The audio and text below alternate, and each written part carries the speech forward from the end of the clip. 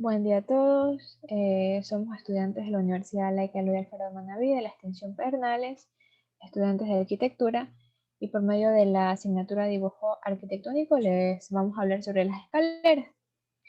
Se define como escalera a una estructura diseñada para enlazar dos niveles hacia diferentes plantas o alturas. Es decir, que es un elemento de circulación vertical.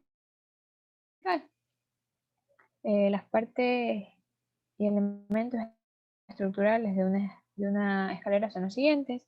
Tenemos lo que es la huella, que es la parte de la escalera en la que apoyamos el pie al subir o bajar las escaleras.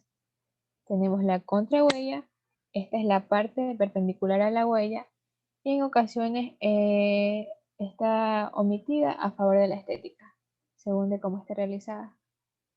Tenemos el escalón, que en cada una de sus partes de la escalera está formado por la huella y la contrahuella. Tenemos el voladizo, que es la parte de la huella que sobresale, y de la contrahuella que vuela sobre la huella inferior. Tenemos también el descansillo, que es una zona llana, no tiene peldaños, se une con dos o más tramos en la escalera. Tenemos la barandilla, este es un elemento de apoyo que es colocado de uno o de ambos lados en la escalera. Está formado por pequeñas columnillas y también cumple la función divisoria o también la función de protección. Tenemos lo que es el pasamanos, que este va colocado sobre la barandilla en muchas de las ocasiones, y también se presenta de manera exenta y colgado sobre la pared. Tenemos el arranque y el desembarco. El arranque en sí es el inicio de la escalera, el primer peldaño, y por ende el desembarco es el escalón final, el último peldaño en la escalera, el más alto en subida. Aquí tenemos referencias sobre las medidas que tiene el ancho de una escalera, su altura de contrapaso. Aquí vemos la medida que tiene la huella, la contrahuella, el peldaño inicial, el espesor de la losa también, la distancia en la que tiene que ser ubicado la barandilla.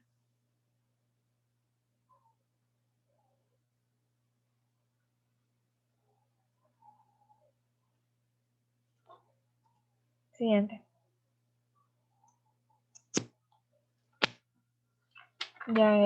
Estas están clasificadas por tramos curvos, rectos o mixtos.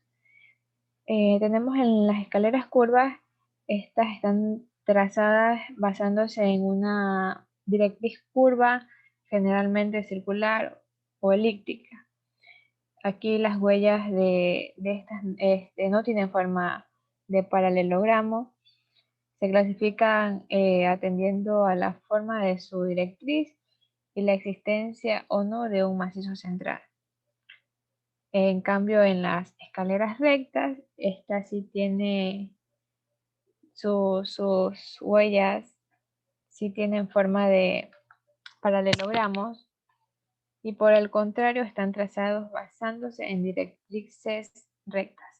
Se clasifican ya según el número de los tramos, que pueden componerse de un tramo o dos tramos en adelante. Tenemos las que son las escaleras mixtas. Esta es una mezcla en la cual la escalera está formada por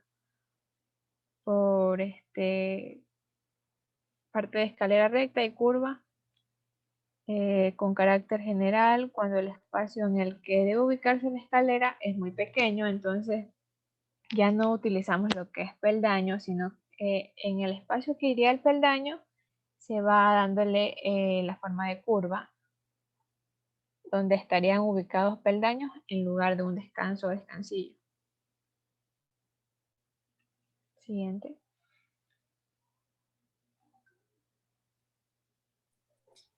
Ya ahora yo les voy a hablar sobre los tipos de escaleras. Entre estos tipos encontramos las escaleras rectas, que esta es cuando los tramos y los descansos van en la misma línea recta como tal. Un momento. Aquí.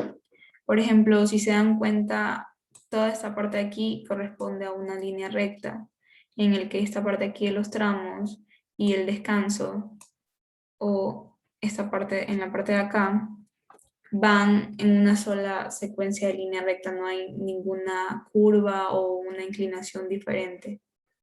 Eso es lo que corresponde a las líneas rectas y estas son utilizadas normalmente en hogares, en viviendas y así, o inclusive en las partes públicas son bastante utilizadas este tipo de escaleras rectas.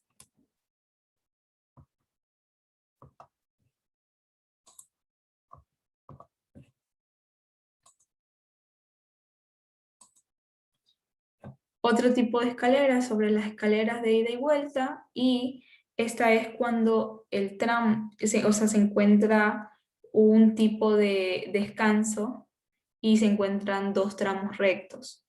Como se dan cuenta aquí encontramos un tramo, o sea, un tramo recto que va hacia, en este caso, hacia la parte derecha y otro tramo que va hacia la parte izquierda.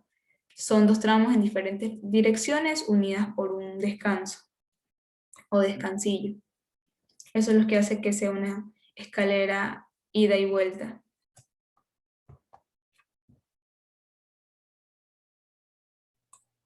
Continuamos con las escaleras en U, con una planta rectangular girando entre 3 tramos, en ocasiones también de 2 tramos. Puede o no tener escalones. Nos dicen que las escaleras en U tienen dimensiones en U, como en todas las escaleras. Estas dependen de la altura que deben vencer entre los dos pisos, de diferentes niveles, y también dependen mucho del espacio que esté disponible en la edificación para el diseño que se va a desarrollar en su creación. Tenemos también lo que son las escaleras en L.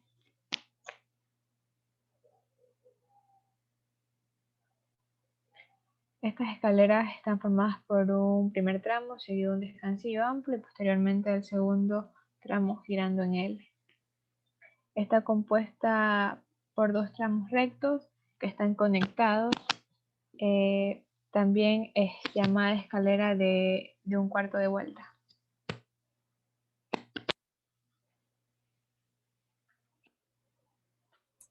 Ahora les voy a hablar sobre las escaleras de caracol, y estas son escaleras muy utilizadas en espacios reducidos por el poco espacio que se necesita para estas. Tienen, como se dan cuenta, su forma es como de un caracol, es decir, que gira. Y esto gira alrededor de una pieza central que principalmente es vertical, o sea, gira en torno a esa pieza vertical de manera ascendente. Si se dan cuenta, aquí no hay ningún tramo recto o una mezcla, sino que es únicamente curva. Esta está principal en la clasificación de escaleras curvas. Y esta puede ser del tamaño que sea, y utilizan varios tipos de pendiente para realizar este tipo de escalera caracol.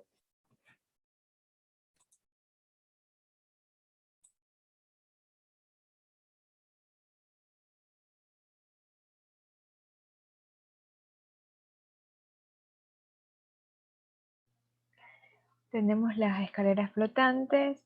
En esta escalera flotante se añade un valor estético por la sorpresa visual que genera. Es considerada una pieza escultórica por tener sus peldaños fijados solos en la pared, sin estructuras y atravesados que sean visibles. Para mantener la estética en este tipo de escaleras es importante incorporar, o sea, no incorporar más elementos. Es decir, que los peldaños sean los que se lleven el protagonismo. Es importante tener un anclaje adecuado que va desde la pared del peldaño y sea muy resistente y seguro. Hoy en día hay muchos métodos para construir este tipo de escaleras y al elegir este tipo de escalera es algo fundamental definir el ancho y el peso de los escalones para que al momento de ser instalados sean lo más adecuados, no haya problemas al momento de utilizar la escalera. Eh, la escalera flotante típica no tiene una plataforma visible, los escalones son flotantes y solamente están anclados al muro por un lado, dando la impresión casi mágica de que es un elemento que está en el aire, sin soporte.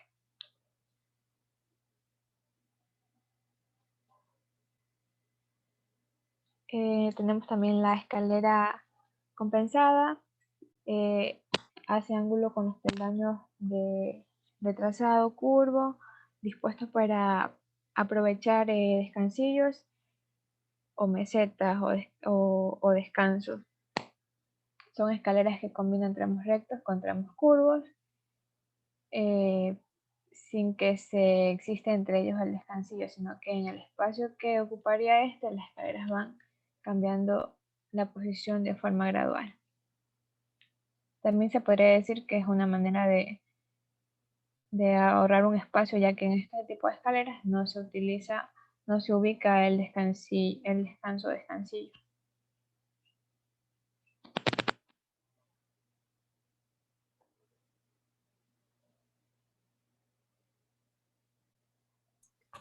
También está la escalera imperial, que esta consta de un primer tramo recto que tras el descansillo, que es esta parte de acá, siguen 2 tramos de vuelta en dirección contraria al primero.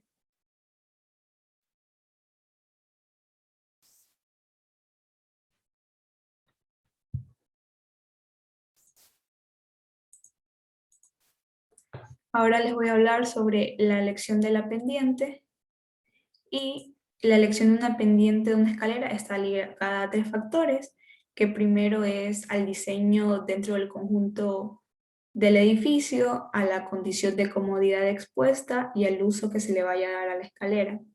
En general, la pendiente de la escalera será menor en edificios públicos, donde la densidad de tránsito es alta y los usuarios no están familiarizados con el edificio.